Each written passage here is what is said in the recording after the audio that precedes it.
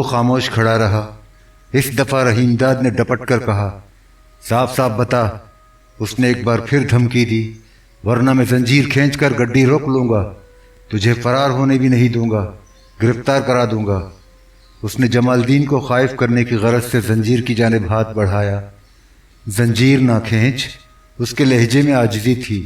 मैं तुझे सब कुछ बता दूंगा। ठीक है, तो उधर बैठ जा। रहीमदाद ने हाथ के इशारे से सामने की नशिस्त की तरफ इशारा किया। तुझसे आराम से गलबात होगी। जमालदीन आहिस्ता आहिस्ता आगे बढ़ा और रहीमदाद की हिदायत के मुताबिक खामोशी से बैठ गया। रहीमदाद भी अपनी नशिस्त पर पहुंचा, टांगे समेट कर ऊपर की और तकिए से कमर टिका कर इत्मीनान से बैठ गया। चाकू अभी तक उसके हाथ में दबा था। रहीमदाद ने जमालदीन की जानिब देखा और लहजे में भारी भरकंपन पैदा करते हुए पूछा, हाँ अब बता, तू क्या वारदात करके आया है? क्या करेगा जानकर? जमालदीन ने बुझे हुए लहजे में कहा, मैंने कोई वारदात की भी है तो तुझे इससे क्या लेना? उसकी आवाज़ का तीखापन पहले ही ख़त्म हो चुका था, अब उसमें इल्तिजा का पहलू नुमाया था। तू परेशान ना हो, मैंने यहाँ ज़्यादा देर नहीं ठहरना, अगले स्टेशन पर उतर जाऊँगा। तुझे कहाँ जाना है? रहीमदाद ने कुरेद कर पूछा। मुझे खुद पता नहीं कहाँ जाना है, उसने आहिस्ता से कहा। कहीं भी चला जाऊँगा। रहीमदाद चाहता भी यही था कि जमालदीन जल्द से जल्द डिब्बे से बाहर चला जाए। वो बलाए नागहानी बनकर नाजिल हुआ था और उसके लिए मुसलसल परेशानी का बाइस बना हुआ था। रात का पिछला पहर था, बार बार नींद का गलबा होता। रहीमदाद की आंखें बंद हो जाती, चाकू पर गिरफ्त कमज़ोर पड़ जाती। चाकू उसके लिए मददगार होने के साथ साथ ख़तरे का बाइस भी था। अगर जमालदीन दोबारा उसे हासिल करने में कामयाब हो जाता तो उसे कत्ल करने से न चूकता। उसकी नीयत ऐसी ही मालूम होती थी। रहीमदाद ने सोचा चाकू तकिए के नीचे रखकर सो जाए, मगर ख़तरा फिर भी मौजूद था। जमालदीन नींद की गफलत से फ़ायदा उठा सकता था। आखिर उसने चाकू से छुटकारा हासिल करना चाहा, साथ ही जमालदीन पर एहसान भी जताया। खनकार कर गला साफ किया। जमालदीन की जानिब मुतवज्जा हुआ। तू आराम से सीट पर लेट जा, मैंने तुझे तंग करके क्या लेना? उसने चाकू सामने कर दिया। तू इससे डर रहा है तो मैं इसे फेंके देता हूँ। उसने खिड़की से हाथ बाहर निकालकर चाकू एक घनी झाड़ी की तरफ उछाल दिया। जमालदीन पर रहीमदाद के इस इक़दाम का खातिर खा असर हुआ। उसने नर्म लहजे में कहा, तू मुझे बुरा बंदा नहीं लगता। वो माजरत करने लगा, मुझसे गलती हो गई, मैंने बहुत बुरा किया, मुझे तुझ पर हमला नहीं करना चाहिए था। वो गिड़गिड़ाने लगा, तू इजाज़त दे तो मैं यहीं बैठा रहूं, सुबह होते चला जाऊंगा। तूने तो अगले स्टेशन पर उतरने को कहा था। रहीमदाद ने उसे चौकन्ना होकर देखा। किसी दूसरे डब्बे में जाकर बैठ जा। चला तो जाऊं, पर उधर खतरा है, कोई मुझे पहचान लेगा तो गिरफ्तार करा देगा। तेरा डिब्बा खाली था तभी तो इसमें आ गया। जमालदीन ने ठहर ठहर कर बताया। पैदल भी अब चलने की हिम्मत नहीं।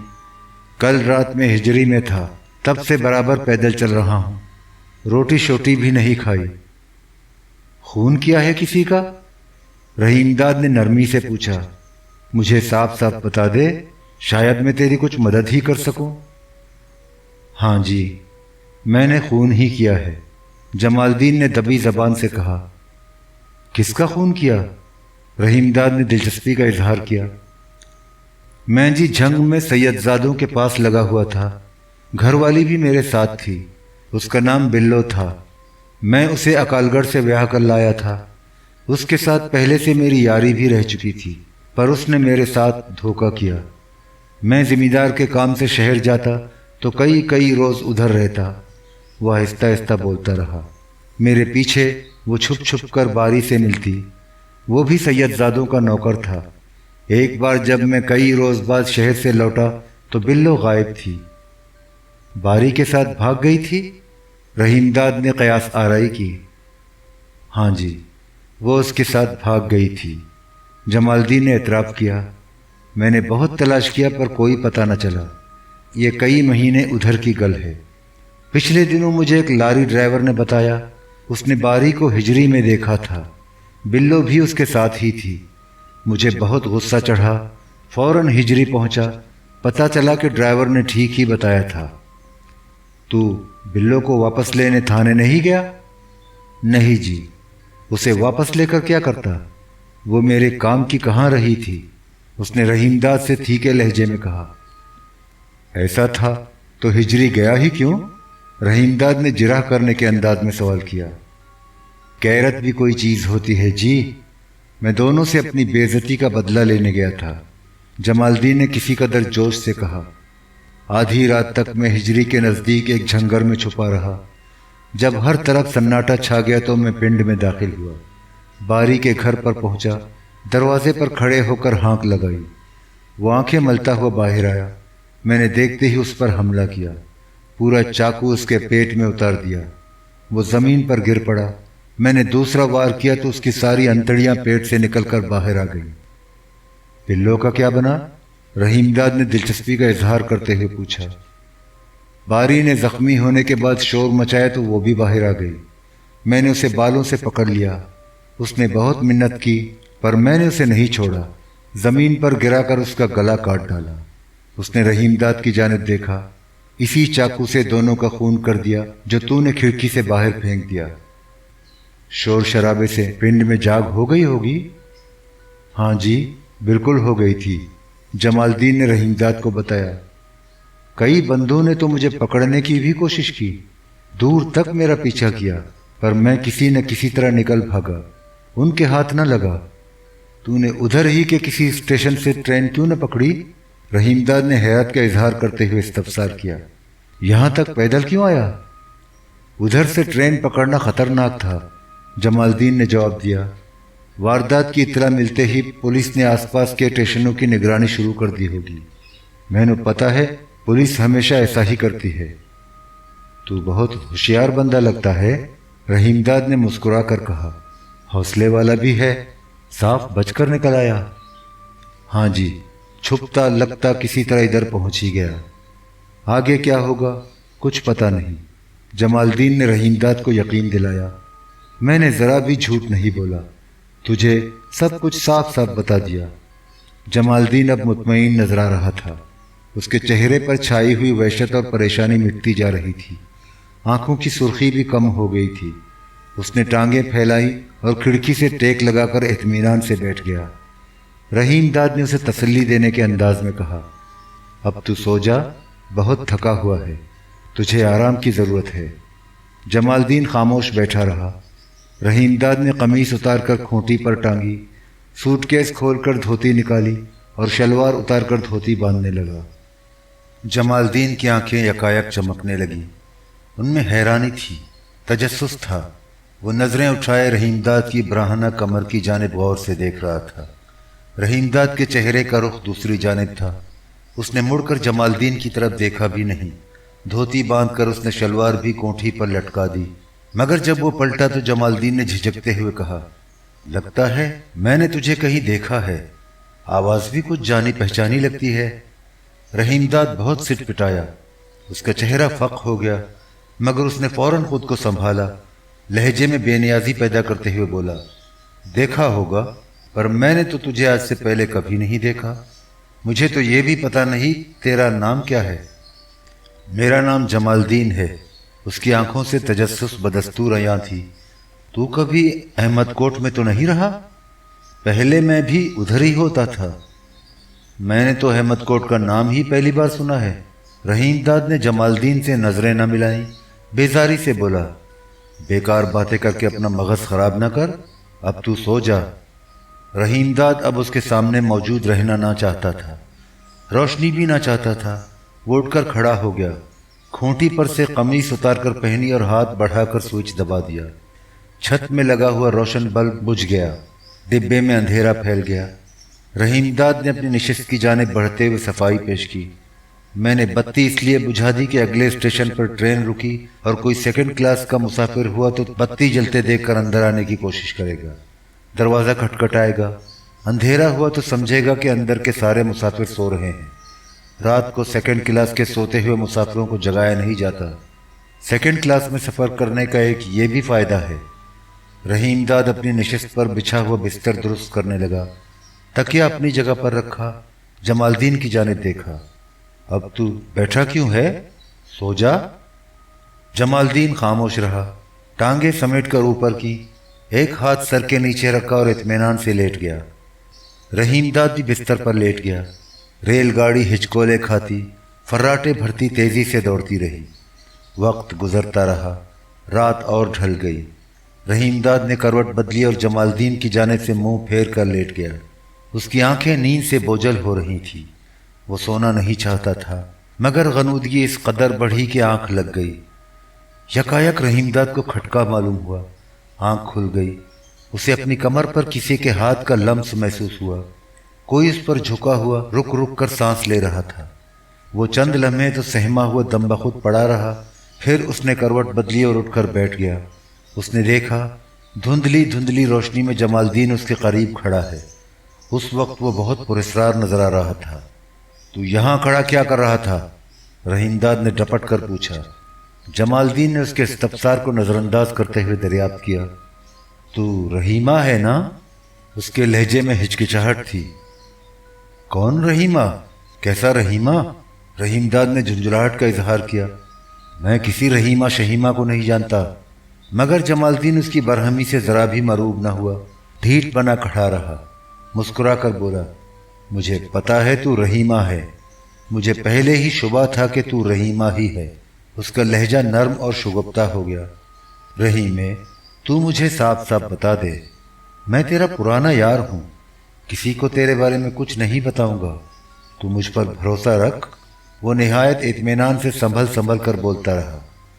रहीमदाद सख्त हवस बाख्ता हुआ। उसकी हालत दिगरगूं हो गई, मगर उसने हौसले से काम लिया। तेरा मगज तो नहीं फैल गया? उसने जमालदीन को डांटा। हाथ बढ़ाकर बिजली का स्विच दबाया। डिब्बे में रोशनी फैल गई। रहीमदाद ने तीवरी पर बल डालकर गुस्से से जमालदीन को घूरा। नाराज न हो, जमालदीन गिड़गिड़ाने लगा। सच बता, तू कभी अहमदकोट में तो नहीं रहा? बकवास न कर, जा अपनी जगह जाकर बैठ, रहीमदाद ने ऊंची आवाज से कहा। तू रहीमा नहीं है? जमालदीन अपनी जगह पर जमा खड़ा रहा। नहीं, रहीमदाद ने गुस्से से आंखें निकाल कर कहा। बेकार की बकवास ना कर, यहां से टुर जा। जमालदीन पलटा और अपनी नशिस्त पर जाकर बैठ गया। वो टकटकी बांधे रहीमदाद के चेहरे को तकता रहा। फिर उसने पूछा, अगर तू रहीमा नहीं तो फिर कौन है? मैं चौधरी नूर इलाही हूं, रहीमदाद ने बताया। पहले गोरदासपुर के मौजा नसीरपुर में होता था। फसादात में लुट पिट कर पाकिस्तान आ गया। अब कोटला हरकिशन में होता हूं। उधर मेरी जिम्मेदारी है। मतरूका अराजी से क्लेम की बिना पर अलाट हुई है। तू ठीक ही कह रहा है, मैंने ही गलत अंदाजा लगाया। उसके रवैये से तज़बज़ब आश्कारा था। ये बता, तू मेरे सिरहाने खड़ा क्या कर रहा था? वो जी ऐसा है, नूरा ने एक गल बताई थी। कौन नूरा? रहीमदाद ने मुदाखलत की। वो रहीमा की घरवाली होती थी, जमालदीन ने बताया। जब रहीमा जेल में था तो मेरी उससे यारी हो गई। मैं उसे अकालगढ़ ले गया। तूने किस किस से यारी लगाई? ऐसा तो तू गभरू भी नजर नहीं आता कि हर मुटियार, हर जनानी तुझ पर मर मिटे। रहीमदाद ने मुस्कुराने की कोशिश की। मैं पहले ऐसा नहीं होता था। उन दिनों तूने मुझे नहीं देखा, जमालदीन ने सादगी से कहा। तब मैं बहुत तकड़ा और जोरावर होता था। तूने बिल्लो की तरह नूरा को भी कत्ल कर दिया होगा। नहीं जी, वो तो मुझसे लड़ झगड़ कर चक बेदी चली गई थी, जमालदीन ने बताया। बिल्लो से मेरी पहले से यारी चल रही थी। मैंने उससे ब्याह किया और झंग की तरफ एक यार बेली के साथ चला गया। आगे तुझे पता है क्या हुआ? रहीमे का क्या बना? रहीमदाद ने अनजान बनकर पूछा। वो जेल से फरार हो गया, जमालदीन ने बताया। पर सैफुल्ला के भाइयों ने उसे नहर बारी दोआब के टिब्बों पर कत्ल कर दिया। जब रहीमा कत्ल हो गया तो मैं या और कोई कैसे रहीमा हो सकता है? रहीमदाद हंसने लगा। तू भी अजब बंदा है, तेरे दिमाग में कुछ गड़बड़ तो नहीं? नहीं जी, ऐसी कोई गल नहीं, जमालदीन ने सफाई पेश की। पता तो यही चला था कि रहीमा कत्ल कर दिया गया। अहमदकोट में उसकी लाश लाकर दफन की गई। उधर उसकी कब्र भी है, पर नूरा कहती थी رحیمہ مرا نہیں زندہ ہے۔ اس کو کیسے پتہ چلا رحیمہ زندہ ہے؟ وہ ایسا ہوا جی، جب میں نورا کے ساتھ اکال گڑھ میں تھا تو ایک رات نورا نے مجھے جگا کر بتایا کہ اس نے رحیمے کو گھر میں دیکھا ہے۔ میں نے تلاش کیا پر وہ کہیں نظر نہ آیا۔ نظر کیسے آتا، وہ تو مر چکا تھا۔ پر صبح اٹھ کر میں نے اور نورا نے دیکھا گھر کے اندر اور باہر گلی میں جگہ جگہ پیروں کے نشان صاف نظر آئے۔ کسی چور ڈکیت کے ہوں گے؟ میں نے بھی نورا سے یہی کہا تھا پر وہ نہ مانی، بار بار یہی کہتی تھی وہ رحیمہ ہی تھا، اس نے اپنے آنکھوں سے اسے دیکھا تھا۔ نورا نے ایسے ہی کہا ہوگا۔ رحیم داد نے اس کے مغالطے کو تقویت پہنچانے کی کوشش کی۔ یہ بتا، تو اندھیرے میں میرے نزدیک کھڑا کیا کر رہا تھا؟ وہی تو جی میں بتا رہا تھا، جمال الدین نے وضاحت کی۔ نورا اپنی بات پر اڑی رہی، کہتی تھی رات گھر میں رحیمہ ہی آیا تھا، میں اسے پہچان سکتی ہوں، برسوں اس کے ساتھ رہی ہوں، اس کے 3 بچوں کو پیدا کیا ہے، میں اس کی گھر والی ہوں، میں اسے جتنا جانتی ہوں کوئی نہیں جانتا، میرے سوا اسے کوئی نہیں پہچان سکتا۔ اس کے بدن پر کئی ایسی نشانیاں ہیں جنہیں صرف میں جانتی ہوں۔ کہتی تھی سب سے بڑی پہچان اس کی کمر سے تھوڑا نیچے ایک لال لال پیسہ برابر نشان ہے۔ وہ کیسے لگا، کب لگا، یہ میں نو پتہ ہے۔ رحیم داد خوف سے دم بخود رہ گیا۔ واقعی اس کی کمر پر ایک گہرا سرخ نشان موجود تھا۔ اس نشان کے بارے میں اسے ایک ایک بات یاد آنے لگی۔ کئی سال پہلے کا ذکر ہے۔ اس وقت رحیم داد کا پہلوٹی کا بیٹا کریم داد عرف کریمہ 6 مہینے کا تھا۔ ایک روز کھیتوں میں پانی دیتے ہوئے اس کا پیر پھسل کر آڑ میں چلا گیا۔ وہ دھڑام سے گرا، کمر میں زور کا جھٹکا آیا، ایسا شدید درد اٹھا کہ کھڑا ہونا مشکل ہو گیا، کسی پہلو قرار نہ آتا، کروٹ بدلنے پر ٹیس اٹھتی۔ بہت علاج معالجہ کرایا مگر درد کم نہ ہوا۔ آخر گاؤں کی ایک بوڑھی عورت مائشیدہ کے مشورے پر نورا ایک پیر کے پاس گئی۔ اس نے کمر پر باندھنے کے لیے تعویذ دیا مگر کوئی افاقہ نہیں ہوا۔ اسی پیر نے ایک ٹوٹکا بتایا، 2 روپے نذرانے کے لیے اور تانبے کا ایک پیسہ دیا۔ کوئی دعا پڑھ کر اس پر دم کی، ہدایت کی کہ پیسے کو انگاروں پر رکھ کر گرم کیا جائے اور جب انگاروں ہی کی طرح سرخ پڑ جائے تو اس سے کمر کو داغا جائے۔ ماگھ کی اندھیری رات تھی، مہاوٹوں کی سردی پڑ رہی تھی، آسمان پر کالے کالے بادل چھائے تھے۔ شام کو بارش بھی ہوئی تھی مگر اب بارش بند ہو چکی تھی، البتہ ہوا فراٹے بھرتی ہوئی چل رہی تھی۔ رحیم داد کی کمر کا درد کچھ اور شدید ہو گیا تھا۔ وہ چٹائی پر اوندھا لیٹا تھا، قریب ہی انگیٹھی رکھی تھی، اس میں سرخ سرخ انگارے دہک رہے تھے۔ نورا انگیٹھی کے ایک طرف اکڑوں بیٹھی تھی، اس کے ہاتھ میں چمٹا تھا۔ وہ گردن جھکائے انگیٹھی میں بھرے ہوئے انگاروں کو تک رہی تھی جن کے درمیان پیر کا دم کیا ہوا تانبے کا پیسہ رکھا تھا۔ وہ چمٹے سے بار بار پیسے کو الٹ پلٹ رہی تھی تاکہ وہ پوری طرح گرم ہو جائے۔ رحیم داد کے چہرے کا رخ نورا کی جانب تھا مگر وہ پوری توجہ سے انگاروں کو دیکھ رہی تھی جن کی گہری سرخ روشنی سے اس کے رخساروں پر شفق پھوٹ رہی تھی۔ رحیم داد کو اس روپ میں وہ اس قدر خوبصورت اور دلربا نظر آ رہی تھی کہ کمر کی تکلیف کے باوجود وہ ٹکٹکی باندھے اس کے شعلہ چہرے کو تک رہا تھا۔ نورا نے دہکتے انگاروں کو دیکھتے دیکھتے ایک بار گردن کو خم دے کر رحیم داد کی طرف دیکھا، شوخی سے مسکرائی۔ رحیم داد کی کمر پر ہولے ہولے ہاتھ پھیرا، پلٹ کر انگاروں کو دیکھا۔ تانبے کا پیسہ اب انگاروں ہی کی طرح سرخ ہو گیا تھا۔ اس نے ہاتھ میں دبے ہوئے چمٹے سے دہکتا ہوا پیسہ اٹھایا۔ رحیم داد نے گھبرا کر اپنا چہرہ دوسری جانب کر لیا، آنکھیں بند کر لی اور دانت سختی سے بھینچ لیے۔ نورا نے چمٹے میں دبا ہوا سرخ سرخ پیسہ رحیم داد کی برہنہ کمر پر رکھا اور پیر کی ہدایت کے مطابق زور سے دبا دیا۔ رحیم داد تکلیف کی شدت سے تڑپ اٹھا، بلبلا کر اس بری طرح چیخا کہ نورا اس کی پیٹھ پر سر رکھ کر بے اختیار رونے لگی۔ داغنے سے کمر کی کھال جل کر سیاہ پڑ گئی تھی۔ رحیم داد ساری رات تڑپتا رہا، تکلیف سے کراہتا رہا، ہائے ہائے کرتا رہا۔ نورا بھی رات بھر جاگتی رہی، بے قرار ہو کر آنسو بہاتی رہی۔ زخم ایسا گہرا آیا کہ مہینوں دوا دارو کرنا پڑا۔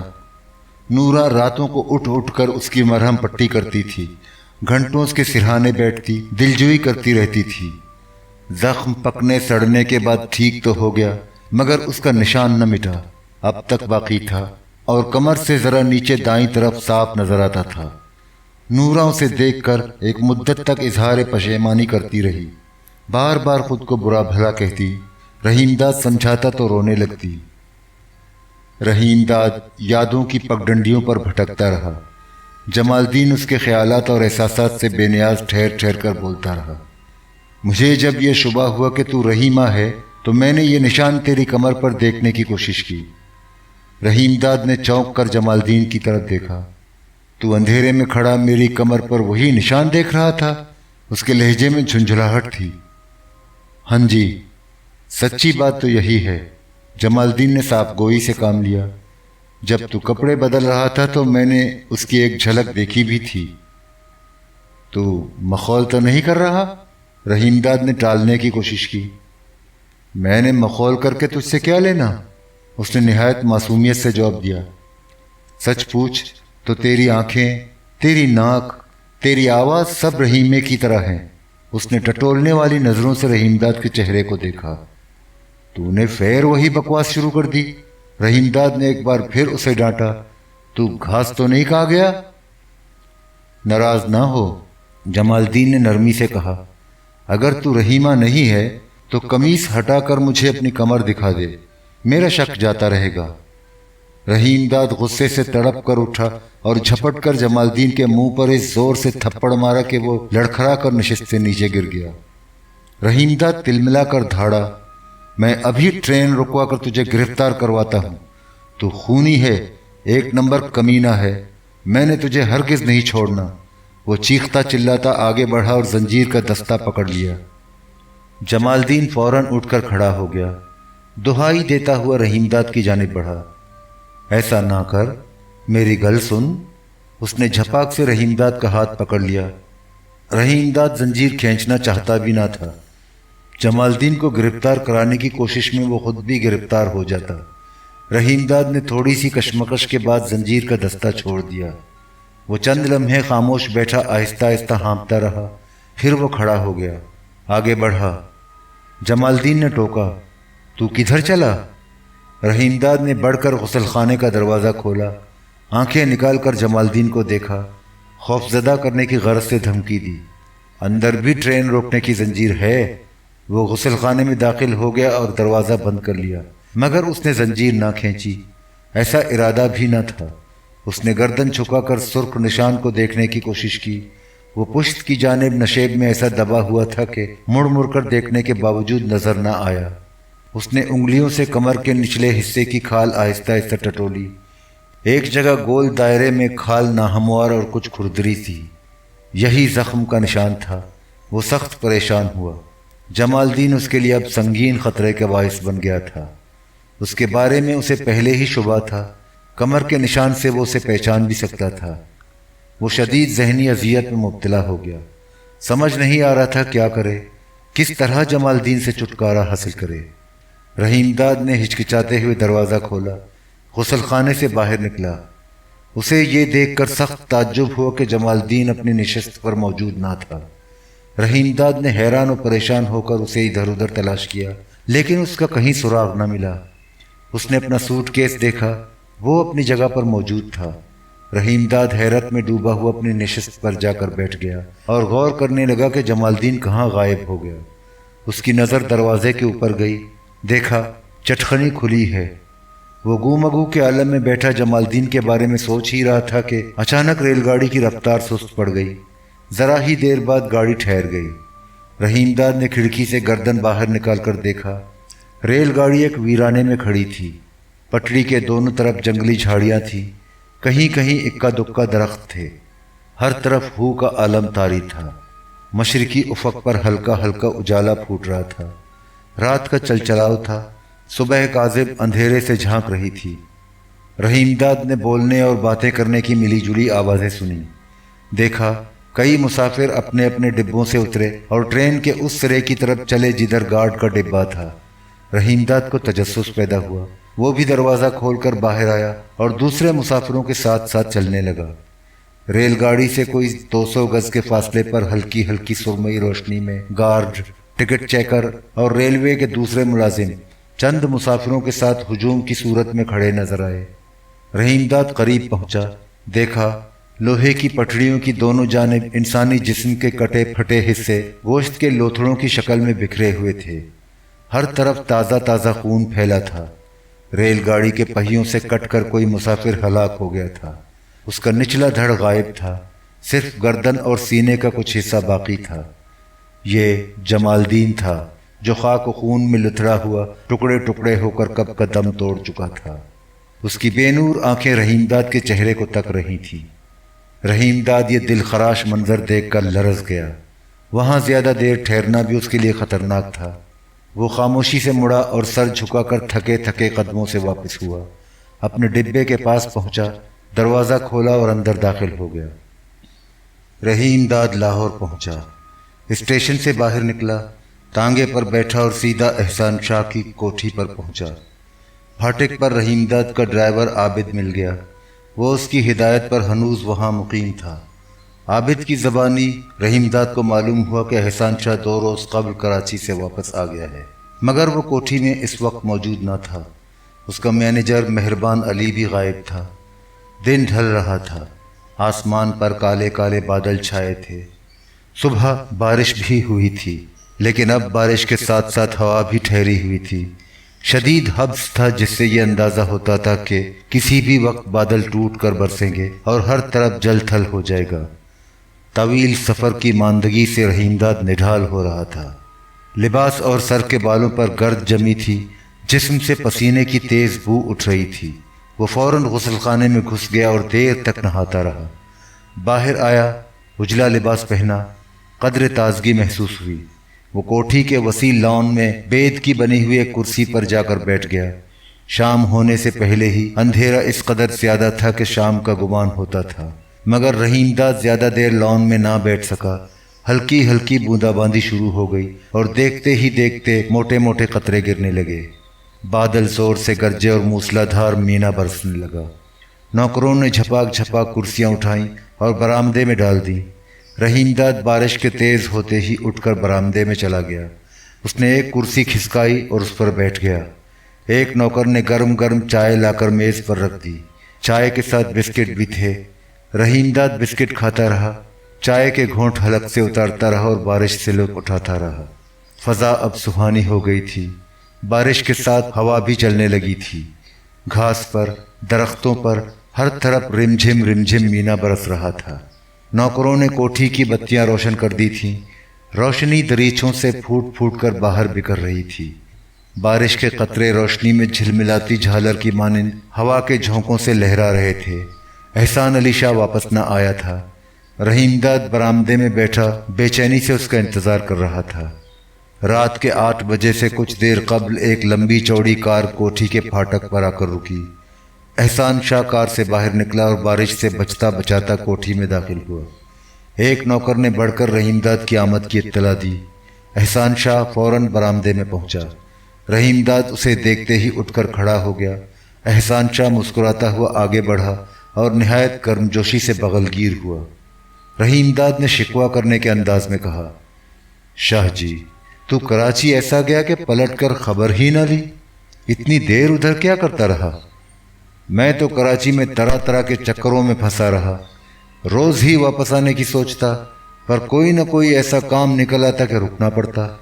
احسان شاہ نے رحیم داد کے برابر کرسی پر بیٹھتے ہوئے صفائی پیش کی، پر تو ادھر ڈیرہ غازی خان میں اب تک کیا کرتا رہا؟ سنا ہے سردار شہزور خان مزاری کے ساتھ تھا، شاہانی نے تجھے اس سے ملوایا ہوگا۔ ہاں جی، اسی نے شہزور سے ملوایا تھا، رحیم داد نے بتایا۔ ویسے بہت پہلے پھکر میں بھی اس سے ملا تھا، مراد خان شاہانی ہی کی حویلی میں ملا تھا۔ مہربان علی بتاتا تھا شاہانی تیرے کلیم کے کاغذات بھی ادھر لے گیا تھا، مل گئے نا؟ مل گئے، بالکل مل گئے، اب تو میرے ہی پاس ہوتے ہیں۔ رحیم داد نے احسان شاہ کو مطلع کیا۔ کلیم کے کاغذات تو نے کیوں منگوائے تھے؟ احسان شاہ نے دریافت کیا۔ میں نے تو نہیں منگوائے تھے، شاہانی خود ہی لایا تھا، اور ان کے ملنے سے ادھر دلاور والا میں 250 ایکڑ متروکہ زرعی اراضی میں نے اپنے نام الاٹ کروا لی ہے، رحیم داد نے جواب دیا۔ یہ دلاور والا کدھر ہوا؟ تحصیل راجنپور میں ہے، رحیم داد نے بتایا۔ ویسے راجنپور میں ایک حویلی کی الاٹمنٹ کے لیے بھی درخواست دی ہے، بڑی شاندار حویلی ہے، پہلے ایک ہندو کی تھی، مجھے اس کا نام یاد نہیں آ رہا، ادھر کا بہت مشہور زمیندار ہوتا تھا، پاکستان بنا تو وہ بھی ہندوستان چلا گیا۔ چودھری تو بھی کہاں جا کر پھنس گیا؟ احسان شاہ کے لہجے سے بیزاری آشکارا تھی۔ سرکاری افسر تو اسے کالا پانی کہتے ہیں، تو نے الاٹمنٹ نکلوانے سے پہلے مجھ سے مشورہ تو کر لیا ہوتا۔ میں نے تو بار بار تیرے پاس آنے کا ارادہ کیا، پر شہزور نے آنے ہی نہیں دیا، کہتا تھا میں بھی تیرے ساتھ لاہور چلوں گا۔ رحیم داد نے احسان شاہ کو مطمئن کرنے کی کوشش کی۔ ویسے تو لاہور رہا ہی کب؟ شاہانی آیا تو اس نے یہی بتایا کہ تو کراچی سے واپس نہیں آیا۔ نادر خان ادھر سے ہوتا ہوا میرے پاس گیا تھا، اس نے بھی یہی بتایا تھا۔ یہاں آ بھی جاتا تو مشورہ کیسے کرتا؟ تو ادھر تھا ہی کب؟ زمین تو الاٹ کرا لی، شہزور کوشش کرے گا تو حویلی کی الاٹمنٹ بھی مل جائے گی۔ اس کے ادھر کے سرکاری افسروں میں بہت اثر رسوخ ہے، اس کا اپنا چچیرا بڑا افسر لگا ہے۔ پر تو ادھر رہ بھی سکے گا، ذمہ داری چلا سکے گا، اور سب سے اہم بات یہ ہے کہ کوٹلہ ہرکشن کی ذمہ داری کا کیا بنے گا؟ شاہ جی تجھے تو پتہ ہی ہے، میری اصلی ذمہ داری تو کوٹلہ ہرکشن ہی میں ہوتی ہے، میں اسے کیسے چھوڑ سکتا ہوں؟ رحیم داد نے احسان شاہ کو اپنے موقف سے آگاہ کیا۔ ویسے جی ادھر ذمہ داری کرنی بہت مشکل ہے، مزارے ایسے سرکش اور خراب ہیں تجھ سے کیا بتاؤں، انہوں نے تو ساری زمین ہی دبا رکھی ہے، قبضہ دینے کو تو بالکل تیار نہیں۔ اس کی تو فکر نہ کر، شہزور دلا دے گا، وہی کوشش کر رہا ہے، پر دلاور والا تمن دریشک کے علاقے میں ہے۔ شہزور مزاری مجھے ادھر کے ایک سردار کے پاس لے گیا تھا، اس کا نام عظمت اللہ دریشک ہے، کوٹ اکبر میں رہتا ہے۔ تب تو زمین کا قبضہ مل جانا چاہیے۔ احسان علی شاہ نے اپنی رائے کا اظہار کیا۔ سردار عظمت اللہ خان دریشک کو میں بھی جانتا ہوں، لاہور آتا رہتا ہے۔ زمین کا قبضہ دلانے کے لیے 2 بار اس نے اپنے بندے بھیجے، ایک بار تو تھانے دار بھی پولیس پارٹی کے ساتھ گیا تھا، رحیم داد نے بتایا۔ دلاور والا میں سارے ہی بوہڑ آباد ہیں، ایسے سرکش اور جھگڑالو ہیں کہ زنانیوں اور بچوں تک نے رات کے اندھیرے میں مورچے لگا کر ایسا شور شرابہ کیا، ایسے پتھر برسائے کہ سب ہی زخمی ہوئے، میرے بھی بہت چوٹ آئی، تھانے دار تو سب سے زیادہ زخمی ہوا، نہ جانے کس طرح جان بچا کر نکل پائے۔ حد ہو گئی، احسان شاہ کے لہجے میں حیرت کے ساتھ ساتھ جھنجھلاہٹ بھی تھی۔ لگتا ہے مزارے بہت ہی زیادہ بدماش ہیں، پر دلاور والا جانے کی ابھی ضرورت ہی کیا تھی؟ پہلے ان کے خلاف جگہ جگہ سے مقدمے بنوانے تھے، جو زیادہ سرکش اور آگے آگے تھے ان کو بلا کر تنگ کیا جاتا، حوالاتوں اور جیلوں میں بند کیا جاتا، مقدمے بازی میں تو ان کے مال مویشی تک بک جاتے، پریشان ہو کر خود آتے اور پیروں پر پگڑیاں ڈال دیتے۔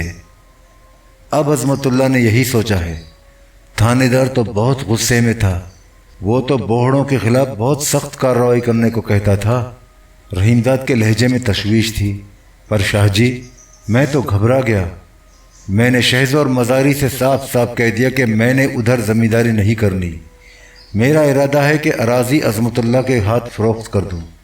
وہ تیار بھی ہو گیا، وہ سارے مزاروں کو بے دخل کر کے قبضہ بھی لے سکتا ہے، ان سے نمٹ بھی سکتا ہے۔ میں نے غلط فیصلہ تو نہیں کیا؟ تو نے ٹھیک ہی فیصلہ کیا، میں بھی تجھے یہی مشورہ دینا چاہتا تھا۔ احسان شاہ نے اتفاق رائے کیا۔ تو نے بہت ٹھیک کیا، پر یہ تو بتا کتنے میں سودا طے کیا؟ میں نے اس بارے میں کچھ نہیں کہا، شہزور پر چھوڑ دیا، وہ جیسا مناسب سمجھے طے کر دے۔ عظمت اللہ دریشک کو لے کر میرے پاس آنے کو کہتا تھا، وہیں بھی ہو جائے گی، بلکہ میں تو ان کو تیرے پاس لے آؤں گا، تیرے ہی سامنے سب کچھ طے ہوگا، جیسا تو کہے گا میں نے تو وہی کرنا ہے۔ پر ادھر کی زمین کا مول کچھ زیادہ نہیں ہے، بارانی یا چاہی ہے تو کسی کام کی نہیں۔ رحیم داد نے فوراً وضاحت کی، زمین تو نہری ہے، پانی پورا پورا ملتا ہے، زرخیز بھی ہے، میں نے عزیز گٹھوال کو زمینداری کی دیکھ بھال کے لیے لگایا تھا، بہت ہوشیار بندہ ہے، اس نے ساری معلومات اکٹھی کر لی تھی۔ تب تو زمین کے 1.5 لاکھ تک مل جانے چاہیے۔ احسان شاہ نے قیاس آرائی کی، پر جھگڑے کی زمین ہے، عظمت اللہ دریشک قبضہ دلانے میں بھی مدد کرے گا، ایسی صورت میں 1,00,000 روپے بھی دے دے تو برے نہیں۔ میں نے تو اسے مختار نامہ بھی دے دیا ہے۔ رحیم داد نے احسان شاہ کو مطلع کیا۔ ویسے مجھے ادھر روپے کی ضرورت بھی تھی۔ میری ذمہ داری کے نیچے کے چھوٹے ذمہ دار اور حصے دار اپنی زمین بیچ رہے ہیں اور سستی بیچ رہے ہیں۔ نادر ان سے بات بھی کر چکا ہے، بلکہ وہ خود چل کر اس کے پاس آئے تھے۔ نادر اس بارے میں مجھ سے بات کرنے ڈیرہ غازی خان آیا تھا۔ نوکر نے آ کر اطلاع دی کہ کھانا لگا دیا گیا ہے۔ احسان شاہ اٹھ کر کھڑا ہو گیا۔ رحیم داد کو اس نے مخاطب کیا، چودھری روٹی کھا لے، وہیں بیٹھ کر آرام سے باتیں کریں گے۔ رحیم داد بھی کھڑا ہو گیا۔ دونوں کھانے کے کمرے میں جا کر کرسیوں پر بیٹھ گئے۔ میز پر کھانا موجود تھا۔ دونوں کھانا کھانے لگے۔ احسان شاہ نے پوچھا، چھوٹے حصے دار اپنی زمینیں کیوں فروخت کرنا چاہتے ہیں؟ انہیں اپنی فصلوں کے لیے پانی کم مل رہا ہے، دوسرے ان کو سندھ کے بیراجوں میں سستے داموں زمین الاٹ ہو رہی ہے، وہ ادھر کی زمینیں بیچ کر ادھر جانا چاہتے ہیں۔ ابھی تو غلام محمد بیراج مکمل بھی نہیں ہوا، زمینوں کی الاٹمنٹ کیسے شروع ہو گئی؟ احسان شاہ نے حیرت کا اظہار کیا۔ جب میں کراچی میں تھا تو میں نے بھی سنا تھا کہ آباد کاروں میں یہ افواہ گرم ہے کہ بیراج کی زمینوں کی الاٹمنٹ شروع ہونے والی ہے۔ مجھے تو ایسا لگتا ہے کہ کسی نے بہت اونچا چکر چلایا ہے۔ ایسا ہی ہوگا، مجھے تو کچھ پتہ نہیں۔ نادر نے جو مجھے بتایا وہ میں نے تجھے بتا دیا۔ سچی گل کیا ہے یہ مجھے بالکل پتہ نہیں۔ نہ نادر کو اصلی گل کا پتہ ہے نہ حصے داروں کو۔ سچ تو یہ ہے کہ مجھے بھی ٹھیک سے پتہ نہیں ہے، اس کے لیے تو پوری طرح معلومات کرنی ہوگی۔ احسان شاہ نے کہا، پر اس چکر میں پڑنے کی ضرورت ہی کیا ہے؟ اب تو بارش شروع ہو چکی ہے، پانی کی کمی کا سوال ہی پیدا نہیں ہوتا۔ اب زمین بیچنے والے بھی سستے داموں زمین نہیں بیچیں گے۔ میرا مشورہ تو یہ ہے کہ ابھی تو زمین خریدنے کا خیال چھوڑ دے۔ کہتا تو شاہ جی تو ٹھیک ہی ہے۔ رحیم داد نے اس کی تائید کی۔ جب نہر میں پانی کی کمی ہو جائے گی تو میں اپنے موگھوں سے زیادہ پانی لینے لگوں گا، نیچے پانی کم ہوگا، فصلیں سوکھنے لگیں گی، حصے دار زمینیں فروخت بھی کریں گے تو کم سے کم ہی دام مانگیں گے۔ ابھی تو ان سے سودے کی بات ہی کرنی ٹھیک نہیں۔ میں تجھ سے یہی کہنا چاہتا تھا۔ احسان علی شاہ نے مسکرا کر کہا، ابھی تو تجھے کئی ضروری باتیں بتانی ہیں۔ دلاور والا کی زمین فروخت کرنے کے بعد جو روپیہ آئے اسے زیادہ ضروری کاموں میں لگایا جا سکتا ہے۔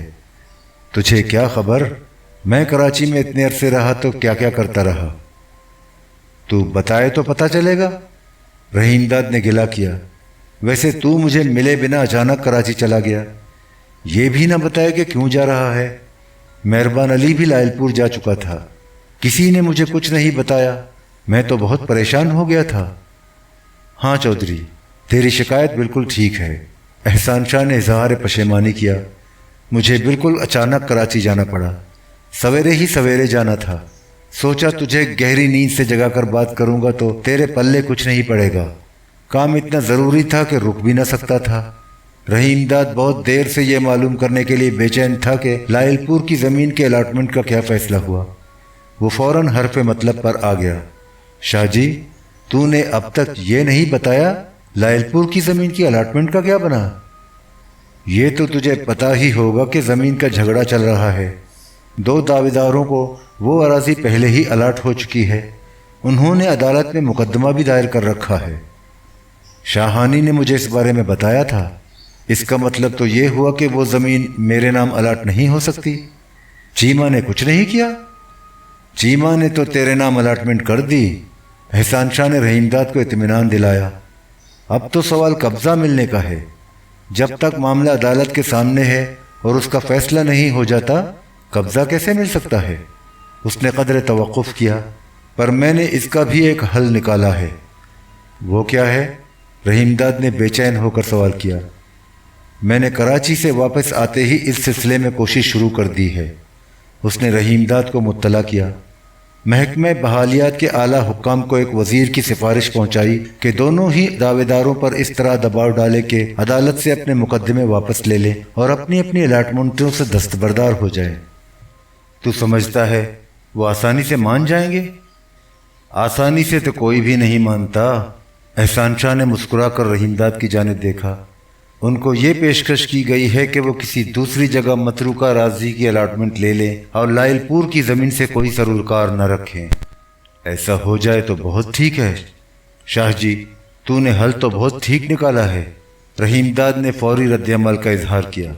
اس کے بشرے سے خوشی آشکارا تھی۔ میں تو کہتا ہوں جی، ان کو رضامند ہو جانا چاہیے۔ مقدمے بازی کے چکر سے بھی بچ جائیں گے اور اراضی بھی مل جائے گی۔ مشکل یہ ہے کہ زمین بہت عمدہ ہے، اس پر تو نہ جانے کتنوں کی آنکھ لگی ہے۔ احسان شاہ نے بتایا، لاکھوں روپے کی اراضی ہے۔ کیا اسے بھی دلاور والا کی زمین کی طرف فروخت کرنے کا ارادہ ہے؟ رحیم داد نے احسان شاہ کی بات سے یہی نتیجہ اخذ کیا۔ کیسی عجب گل کر رہا ہے چودھری؟ احسان شاہ نے آنکھیں پھاڑ کر حیرت کا اظہار کیا۔ تجھے پتا ہے اس زمین پر تو میں نے ٹیکسٹائل مل لگانی ہے، جلد ہی اس کا پرمٹ بھی مل جائے گا، مشینری امپورٹ کرنے کا لائسنس بھی نکلوا لوں گا، بینک سے قرضہ لینے کا بندوبست ہو چکا ہے، میں نے تو ساری تیاری کر رکھی ہے۔ اس کی آنکھوں میں مسرت جھلکنے لگی۔ میں کراچی میں ٹھہر کر صرف سیاست ہی نہیں لڑاتا رہا، اپنا کام بھی کرتا رہا، ایک دن بھی آرام سے نہ بیٹھا، کبھی اس کے پاس جاتا کبھی اس کے پاس، اپنا کام جو نکلوانا ہوا۔ رحیم داد خاموش رہا، مگر احسان شاہ بولتا رہا۔ میں نے جلد ہی ایک لمیٹڈ کمپنی کا اعلان کرنا ہے، اس کی کاغذی تیاری مکمل ہو چکی ہے، اب تو اسے رجسٹر کرانا ہے، پر کمپنی کے کنٹرولنگ شیئرز اپنے پاس رکھنے ہیں۔ دلاور والا کی زمین کے روپے سے تو بھی کمپنی کے شیئرز خرید لینا، میں تجھے کمپنی کا ڈائریکٹر لگا دوں گا۔ رحیم داد کی سمجھ میں احسان شاہ کا منصوبہ مطلق نہ آیا، پریشان ہو کر گویا ہوا۔ شاہ جی، مجھے تو ذمہ داری ہی کرنے دے۔ اس کے لہجے سے بیزاری عیاں تھی۔ مجھے ڈائریکٹری شائریکٹری نہیں کرنی، مجھے اس چکر میں نہ ڈال۔ تو گھبرا کیوں گیا؟ احسان علی شاہ نے ہنس کر کہا، عیش کرے گا، کمپنی کے منافع میں سے تجھے ڈویڈنڈ تو ملے گا ہی، اس کے علاوہ ڈائریکٹر کی حیثیت سے کئی الاؤنسز بھی ملیں گے۔ تو اکیلا ڈائریکٹر نہیں ہوگا، کئی اور بھی ہوں گے۔ مینیجنگ ڈائریکٹر تو میرا وڈا پتر رحمان علی شاہ ہوگا۔ نہیں شاہ جی، مجھ سے یہ کام نہیں ہوگا۔ رحیم داد ہنوز گھبرایا ہوا تھا۔ تجھے تو پتا ہی ہے کہ مجھے انگریزی نہیں آتی، تو نے ڈائریکٹر لگا دیا تو کیسے کام چلاؤں گا؟ تجھے تو صرف بورڈ آف ڈائریکٹرز کی میٹنگوں میں حاضری لگانی ہوگی، چپ کر کے بیٹھا رہنا، دوسروں کی سنتا رہنا۔ وہ کھلکھلا کر ہنسا۔ دوسروں نے بھی صرف باتیں ہی کرنی ہوں گی، کام تو مینیجر اور دوسرے بندے چلاتے رہیں گے۔ جہاں تک انگریزی جاننے کا سوال ہے تو کراچی میں کئی مل مالک اور بڑے بڑے سیٹھ تو ایسے ہیں کہ انگریزی میں اپنے ٹھیک سے دستخط بھی نہیں لگا سکتے۔ وہ کمپنیوں کے صرف ڈائریکٹر ہی نہیں، مینیجنگ ڈائریکٹر اور چیئرمین بنے بیٹھے ہیں۔ پر مجھے تو جی کچھ پتہ نہیں۔ سب پتہ چل جائے گا، شروع میں ایسا ہی ہوتا ہے۔ احسان شاہ نے رحیم داد کا حوصلہ بڑھانے کی کوشش کی۔ کچھ عرصے بعد تو سب کچھ سمجھنے لگے گا۔ احسان شاہ اچانک سنجیدہ ہو گیا۔ ویسے چودھری، تجھے انگریزی ضرور سیکھ لینی چاہیے۔ مہربان علی سے کہوں گا، وہ تیرے لیے ٹیوٹر کا بندوبست کرے گا۔ وہ کیا کرے گا؟ رحیم داد نے ہونک کی طرح منہ پھاڑ کر احسان شاہ کی طرف دیکھا۔ وہ تجھے انگریزی پڑھائے گا، تو اسے اپنے ساتھ کوٹلہ ہرکشن لے جانا۔ تجھے ادھر کرنا ہی کیا ہوتا ہے، آرام سے انگریزی پڑھنا، اگے تجھے اس کی ضرورت پڑے گی۔ احسان شاہ نے مشورہ دیا، ویسے تو اخبار ضرور پڑھا کر، تاکہ تجھے یہ تو پتہ چلے کہ ملک میں کیا ہو رہا ہے، سیاست کا کیا رنگ ڈھنگ ہے۔ تو کہتا ہے تو اخبار بھی پڑھ لیا کروں گا۔ رحیم داد نے اس بار انکار نہ کیا، پر میں نے تیری طرح سیاست میں حصہ نہیں لینا۔ سیاست میں حصہ نہ لے، پر اس کے بارے میں جاننا تو چاہیے۔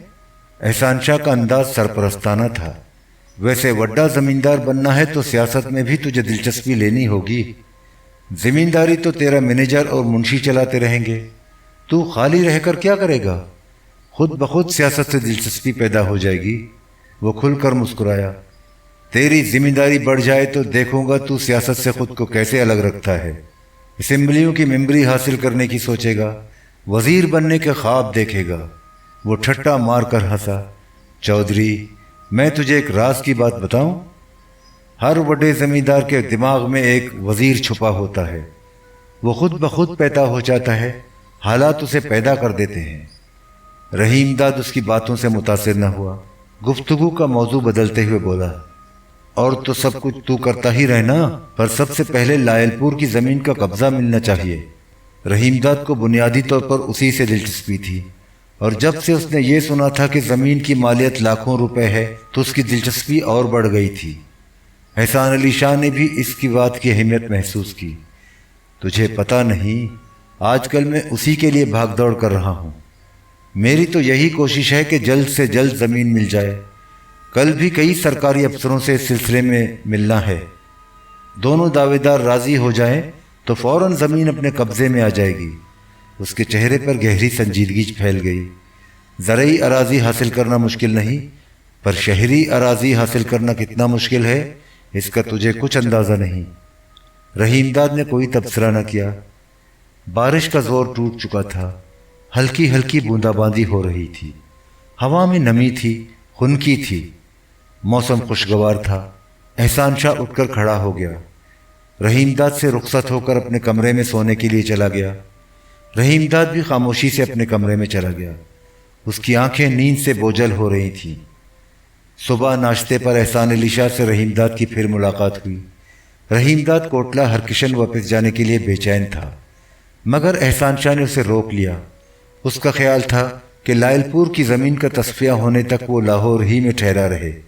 عین ممکن ہے کسی مرحلے پر اس کی ضرورت پڑے، عذرداری کرنا ہو یا نئی درخواست پیش کرنا پڑے۔ ایسی صورت میں رحیم داد کے دستخط ضروری تھے۔ وہ کوٹلہ ہرکشن چلا جاتا تو بروقت چارہ جوئی کرنے میں مشکل پیش آتی۔ احسان شاہ کے زور دینے پر رحیم داد نے کوٹلہ ہرکشن جانے کا ارادہ ترک کر دیا۔ احسان شاہ زمین حاصل کرنے کی تگودو میں لگا رہا، مگر معاملہ بہت الجھا ہوا تھا۔ دو دعوے دار پہلے ہی موجود تھے، ان کے کلیم تصدیق شدہ تھے، فرد حقیقت اور دوسری دستاویزات بھی مکمل تھی، الاٹمنٹ بھی ان کے پاس تھے۔ حکام میں دونوں کا سر و رسوخ بھی تھا۔ ایک دعوے دار کی پشت پناہی در پردہ ایک مرکزی وزیر کر رہا تھا، دوسرے کی محکمہ بحالیات کے ایک اعلیٰ افسر سے قریبی رشتہ داری تھی۔ تنازع طول کھینچتا جا رہا تھا، لیکن احسان علی شاہ نے ہمت نہ ہاری۔ وہ بھی اپنی کوشش میں لگا رہا۔ رحیم داد سے ملاقات ہوتی تو اسے صورتحال سے بھی آگاہ کرتا رہتا، مگر احسان شاہ نے اس کے سامنے کسی نا امیدی یا مایوسی کا اظہار نہ کیا۔ بار بار یقین دلاتا کہ قضیہ جلد ہی طے ہو جائے گا اور زمین کا قبضہ مل جائے گا۔ رحیم داد لائل پور کی زمین ملنے کی خوشخبری سننے کا بے چینی سے منتظر تھا۔ اس کا بیشتر وقت احسان شاہ کی کوٹھی ہی پر گزرتا۔ سہ پہر کا وقت تھا۔ مہربان علی خاموشی سے رحیم داد کے کمرے میں داخل ہوا۔ اس کے ہمراہ ایک اجنبی تھا۔ اس کے بال خشک تھے، آنکھوں پر بوسیدہ اینک تھی، گال پچکے ہوئے تھے، بشرٹ پر سلوٹیں تھیں، پتلون بھی ڈھیلی ڈھالی تھی اور اس کی موریاں کثرت استعمال سے گھس گئی تھیں۔ جوتے پر گرد کی تہ تھی۔ وہ ہر پہلو سے پریشان حال اور ضرورت مند نظر آتا تھا۔ مہربان علی نے اس کی جانب اشارہ کرتے ہوئے کہا، چودھری، تیرے لیے یہ ماسٹر لایا ہوں۔ شاہ جی نے کہا تھا چودھری کو کسی ایسے بندے کی ضرورت ہے جو اسے انگریزی پڑھا سکے۔ اس نے آگے بڑھ کر رحیم داد کو نہایت ادب سے سلام کیا۔ مہربان علی نے رحیم داد کو مخاطب کیا، چودھری، اب تو اس سے گل بات کر لے، میں نے شاہ جی کے ایک ضروری کام سے جانا ہے۔ رحیم داد نے اسے روکنے کے لیے اصرار بھی نہ کیا۔ رحیم داد نے اس شخص کو نظر بھر کر دیکھا۔ تو کھڑا کیوں ہے؟ بیٹھ جا۔ تیرا نام کیا ہے؟ مجھے عبداللطیف کہتے ہیں، اس نے کرسی پر بیٹھتے ہوئے نہایت ادب سے بتایا۔ رحیم داد تکیے کا سہارا لیے بستر پر بیٹھا تھا۔ عبداللطیف نے عاجزی اور انکساری کا مظاہرہ کیا تو رحیم داد کی گردن اکڑ گئی، قد و قامت کچھ اونچا ہو گیا۔ سامنے بیٹھا ہوا عبداللطیف اسے کمتر اور مسکین نظر آیا۔ اس نے آواز میں بھاری بھرکم پن پیدا کرنے کی کوشش کی، انٹرویو لینے کے انداز میں سوال کیا، لطیف، تو نے کتنا پڑھا ہے؟ जनाब, मैं इंटरमीडिएट पास हूँ। अब्दुल लतीफ़ ने रहीम दाद से नज़रें मिलाए बगैर जवाब दिया। एक बार बीए का प्राइवेट इम्तिहान भी दिया था मगर कामयाब न हो सका। बाद में भी इम्तिहान में बैठने की तैयारी की, लेकिन हालात कुछ ऐसे नासाजगार पैदा हुए कि इम्तिहान न दे सका। अब्दुल लतीफ़ ने रहीम दाद को मुतासिर करने की गरज से अपनी तालीमी इस्तेदाद के बारे में किसी कदर वजाहत से बताया। रहीम दाद उसकी बातें सुनकर मुतासिर भी हुआ। उसे मान जमीला याद आ गई। वो भी बीए फाइनल की तालिबा थी। इसी असना में फ़िरका वाराना फसादात की आग भड़क उठी। तमाम तालीमी इदारे बंद हो गए। उसे अपनी तालीम अधूरी छोड़कर लाहौर से दीपालपुर वापस जाना पड़ा था। तालीम का सिलसिला ऐसा मुनक़ता हुआ कि दोबारा जारी ना हो सका। रहीम दाद उसकी इल्मियत और दानाई से बहुत ज़्यादा मरूब था। उसने चौंक कर अब्दुल लतीफ़ को देखा, मुस्कुरा कर बोला, तूने तो बहुत पढ़ रखा है। जी हाँ, इतनी तालीमी इस्तेदाद तो रखता हूँ कि आपको हर मजमून पढ़ा सकता हूँ। अब्दुल लतीफ़ ने उसे इत्मीनान दिला दिया। मैंने तो सिर्फ अंग्रेज़ी पढ़नी है। मैं आपको अंग्रेज़ी पढ़ा दूँगा, अब्दुल लतीफ़ ने रहीम दाद से कहा, लेकिन आपको उर्दू और फ़ारसी पढ़ना हो तो वो भी पढ़ा सकता हूँ। फ़ारसी पढ़ने की तो मुझे कोई ज़रूरत नहीं, रहीम दाद ने साफ गोई से काम लिया। उर्दू थोड़ी बहुत जानता हूँ पर अंग्रेज़ी बिल्कुल नहीं जानता। तब तो अंग्रेज़ी के साथ साथ आपको उर्दू की तालीम भी हासिल करना चाहिए, उसने मशवरा दिया। ये मेरी अपनी राय है, फ़ैसला आपको करना है। दोनों ही पढ़ लूँगा, रहीम दाद ने उसका मशवरा कबूल कर लिया। शाम के अलावा आप जो भी वक्त मुकर्रर करेंगे मैं पढ़ाने के लिए आ जाऊँगा। उसने बेचैन होकर पहलू बदला, गुफ्तगू का मौजू भी बदला। रहीम दाद से दरियाफ्त किया, आपकी घड़ी में क्या वक्त हुआ है? 6 बजने में 10 मिनट रहते हैं, रहीम दाद ने कलाई पर बंधी हुई घड़ी देखते हुए बताया। मुझे अपने एक ट्यूशन के लिए जाना है। उसने गर्दन बढ़ाकर आसमान की जानिब देखा। बादल भी घर आए हैं और मुझे जाना भी दूर है। वो उठकर खड़ा हो गया। कल मैं किस वक्त आ जाऊं? 9 बजे तक आ जाना, कल आराम से गलबात होगी। रहीम दाद ने उसे रोकने की कोशिश नहीं की। उसकी बेचैनी से अंदाज़ा होता था कि अगर रहीम दाद रोकना भी चाहता तो वह न रोकता, माजरत करके चला जाता। अब्दुल लतीफ़ ने सलाम किया, आगे बढ़ा और दरवाजे से बाहर चला गया। रहीम दाद नज़रें उठाए उसे दूर तक देखता रहा। पहली नज़र में उसने रहीम दाद को बिल्कुल मुतासिर न किया था। वज़ाक़ता और शक्ल सूरत से वो नहायत फटीचर नज़र आता था, मगर गुफ्तगू के बाद रहीम दाद को अंदाज़ा हुआ कि वो आदाब मजलिस से वाकिफ़ था, पढ़ा लिखा था और बात करने का उसे सलीक़ा भी था। दूसरे रोज़ रहीम दाद उसका इंतज़ार करता रहा मगर वो ना आया। तीसरे रोज़ वो आया और ठीक 9 बजे आया। आते ही उसने माजरत की, माफ़ कीजिएगा चौधरी साहब, मैं कल हाजिर न हो सका। एक ज़रूरी काम में ऐसा फंसा कि दोपहर तक फुर्सत न मिल सकी। रहीम दाद ने न खफगी का इजहार किया न शिकवा, मुस्कुरा कर बोला, कोई बात नहीं, बहुत ज़रूरी काम रहा होगा। उसने एक नौकर को बुलाया, चाय लाने की हिदायत की। उस वक्त तक अब्दुल लतीफ़ कमरे के माहौल से मानूस हो चुका था। वो कुर्सी पर इत्मीनान से बैठा था। लिबास उसका वही था जो पहले रोज़ था, बल्कि कुछ ज़्यादा ही मलगजा हो गया था। चेहरा भी ज़्यादा मुरझाया और सुता हुआ नजर आ रहा था। रहीम दाद उस रोज़ बिस्तर के बजाय कुर्सी पर बैठा था। उसने अब्दुल लतीफ़ की ज़ात में दिलचस्पी का इजहार करते हुए दरियाफ्त किया, लतीफ़, तू आजकल क्या कर रहा है? फ़िलहाल तो एक अरसे से बेरोज़गार हूँ, अब्दुल लतीफ़ ने बुझे हुए लहजे में बताया। बेरोज़गार है तो काम कैसे चलता है? एक साहब के बच्चों को शाम के वक्त पढ़ाता हूँ, उसने रहीम दाद को मुत्तला किया। उससे किसी न किसी तरह काम चलाने की कोशिश कर रहा हूँ। लगता तो तू भी अपनी तरह मुहाजिर ही है, रहीम दाद ने क़यास आराई की। मैंने गलत अंदाज़ा तो नहीं लगाया? बिल्कुल दुरुस्त फरमाया आपने, अब्दुल लतीफ़ ने मुस्कुरा कर एतराफ़ किया। रहने वाला तो मैं बिजनौर का हूँ, मगर मुलाजमत के सिलसिले में कई बरस से दिल्ली में मुकीम था। उसके मुरझाए हुए चेहरे पर दुख का साया फैल गया। दिल्ली में फसादात हुए तो मुझे भी घर बार छोड़ना पड़ा। हुमायूं के मकबरे में पनाह ली, फिर دوسرے مصیبت زدہ مسلمانوں کے قافلے کے ساتھ میں بھی کسی نہ کسی طرح بیوی بچوں کے ہمراہ پاکستان کی سرحد میں داخل ہونے میں کامیاب ہو گیا۔ پاکستان پہنچ کر کیا کرتا رہا؟ رحیم داد نے عبداللطیف کے بارے میں زیادہ سے زیادہ معلومات حاصل کرنے کی غرض سے پوچھا۔ کچھ مدت تک یہی لاہور کے ایک مہاجر ریلیف کیمپ میں بیوی بچوں کے ساتھ رہا۔ کیمپ ہی کے قیام کے دوران ہمارے کارڈز وغیرہ بنے، مگر جب حکومت نے مہاجرین کو دوسرے شہروں میں منتقل کیا تو مجھے ٹرین میں بٹھا کر شیخو پورہ پہنچا دیا گیا۔ کئی مہینے بے روزگار رہا۔ بھاگ دوڑ کی تو ایک اسکول میں ٹیچر مقرر ہو گیا۔ تنخواہ قلیل تھی مگر کسی نہ کسی طرح گزر بسر ہو جاتی تھی۔ عبداللطیف اپنی پریشان حالی کے بارے میں بتاتا رہا۔ رحیم داد پوری توجہ کے ساتھ اس کی باتیں سنتا رہا۔ سب سے بڑا مسئلہ رہائش کا تھا، مگر وہ اس طرح حل ہو گیا کہ ایک ہندو نے مشکل کشائی کی۔ وہ بھی اسکول ٹیچر رہ چکا تھا۔ اس کے بال بچے سرحد پار جا چکے تھے۔ ان دنوں وہ بالکل تنہا رہتا تھا۔ پر وہ کیوں نہ گیا؟ رحیم داد نے مداخلت کی۔ اس کی کچھ زرعی اراضی تھی، ذاتی مکان بھی تھا۔ وہ اپنی جائیداد فروخت کر کے ہندوستان جانا چاہتا تھا۔ عبداللطیف نے رحیم داد کو مطلع کیا۔ وہ بوڑھا آدمی تھا، نیک دل تھا اور خوش اخلاق بھی تھا۔ پاس پڑوس والوں سے اس کے بہت خوشگوار تعلقات تھے۔ ہر ایک کے دکھ درد میں شریک ہوتا تھا۔ یہی وجہ تھی کہ وہ ٹھہرا ہوا تھا۔ اس کا لہجہ جذباتی ہو گیا۔ چودھری صاحب، واقعی وہ بہت بھلا مانس تھا۔ میری پریشانی کا حال سن کر بہت متاثر ہوا۔ مجھے اپنے ساتھ ٹھہرانے پر رضامند ہو گیا۔ مکان تھا تو چھوٹا اور پرانا بھی تھا، مگر سر چھپانے کے لیے بہت کافی تھا۔ تیرے رہنے سے اس کو بھی تو مدد ملی ہوگی؟ رحیم داد نے تبصرہ کیا۔ اکیلے میں تو ہر دم جان سے مارے جانے کا خطرہ لگا رہتا ہوگا۔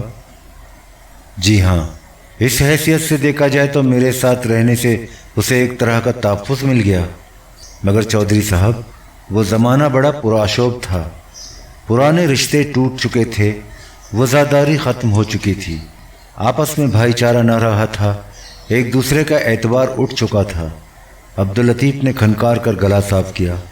آپ کو یہ سن کر تعجب ہوگا کہ وہ مجھے بھی شک و شبے کی نظروں سے دیکھتا تھا۔ تجھے کیسے پتا چلا وہ تجھ پر بھی شک کرتا تھا؟ رحیم داد کی آنکھوں سے حیرت آشکارا تھی۔ سخت گرمی میں بھی وہ کمرے میں سوتا تھا اور ہمیشہ اندر سے دروازہ بند کر لیتا تھا۔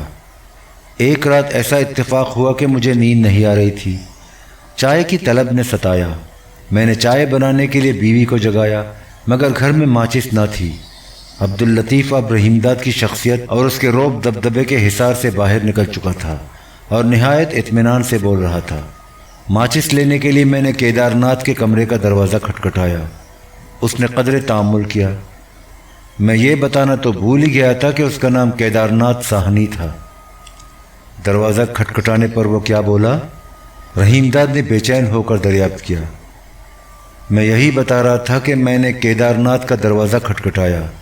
رات آدھی سے زیادہ گزر چکی تھی، ہر طرف سناٹا تھا۔ پہلے تو اس نے دیر تک دروازہ ہی نہ کھولا۔ جب میں مسلسل کھٹکھٹاتا رہا تو اس نے دروازہ کھولا، ہاتھ جوڑ کر گھگھیانے لگا۔ مجھے قتل نہ کرنا، تم کو جو چاہیے ہو لے لو۔ عبداللطیف زیر لب مسکرایا۔ وہ اس طرح سکڑا سکڑایا کھڑا تھر تھر کانپ رہا تھا کہ پہلے تو میں حیران و پریشان کھڑا گھورتا رہا، پھر اس کی مضحکہ خیز حالت دیکھ کر مجھے بے ساختہ ہنسی آ گئی۔ جان کا ایسا ہی خوف تھا تو وہ ادھر ٹھہرا ہی کیوں؟ رحیم داد نے قرید کر پوچھا۔ بال بچوں کے ساتھ ہی سرحد پار چلا جاتا؟ چودھری صاحب، یہ جائیداد اور املاک کی محبت بھی بڑی ظالم ہوتی ہے۔ نہ جان کی پرواہ رہتی ہے نہ موت کا خوف۔ کہنے کو تو عبداللطیف باتوں کی رو میں کہہ گیا، مان سے خیال آیا کہ رحیم داد بھی صاحب جائیداد ہے، اس کی بات ناگوار گزر سکتی ہے۔ اس نے فوراً پینترا بدلا، اپنی غلطی کا ازالہ کرنے کی غرض سے صفائی پیش کی۔ لیکن یہ بھی تو غور کرنے کی بات ہے کہ وہ معمولی اسکول ٹیچر تھا، نہ جانے کس طرح اپنی خواہشات مار کر اور پیٹ کاٹ کر پیسہ جوڑا ہوگا، تب مکان بنایا ہوگا۔ ہاں جی، مکان اسی طرح بنتا ہے، رحیم داد نے تائید کی، پر اسے مکان کی اچھی قیمت نہیں ملی ہوگی۔ اچھی اور بری قیمت تو اس وقت ملتی جب مکان فروخت ہو جاتا۔ عبداللطیف نے بتایا، کیدارناتھ نے بہت کوشش کی مگر نہ مکان بک سکا نہ زرعی اراضی، کوئی خریدار ہی نہ ملا۔ لوگ تو مفت حاصل کرنے کی طاق میں لگے تھے۔ وقت جتنا گزرتا گیا حالات اور خراب ہوتے گئے۔ پڑوسیوں نے اسے خبردار کیا، مجھے بھی بڑھتے ہوئے خطرے سے آگاہ کیا۔ کیدارناتھ کا کیا بنا؟ رحیم داد نے تشویش کا اظہار کیا۔ وہ اس قدر خوفزدہ ہوا کہ ایک روز مکان میرے سپرد کر کے اپنے بال بچوں کے پاس ہندوستان چلا گیا۔ معلوم نہیں پہنچا بھی کہ نہیں۔ میں نے تو یہ دیکھا کہ جاتے وقت مڑ مڑ کر اپنے گھر کو دیکھتا تھا اور بار بار آنکھوں میں امڑتے ہوئے آنسو پہنچتا تھا۔ عبداللطیف نے ٹھنڈی سانس بھری۔ آج بھی وہ منظر یاد آتا ہے تو دل تڑپ اٹھتا ہے۔